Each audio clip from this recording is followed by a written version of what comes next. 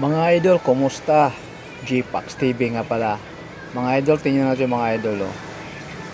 Yung mga tao na yun, mga idol, nag-deliver yan mga idol. Tapos, magkatabi lang kami nito mga idol. Yung forwarding kasi yan eh. Bali yung nire-repair namin container, sila din ang nagkakarga ng ano. Pinakargahan nila ng mga kung ano-ano. Ayan. Yung mga container na yung mga idol, container na yan galing sa amin yan, kami nag-repair niyan. Kaya pag malakas yung pangarga nila, maubusan kami ng container.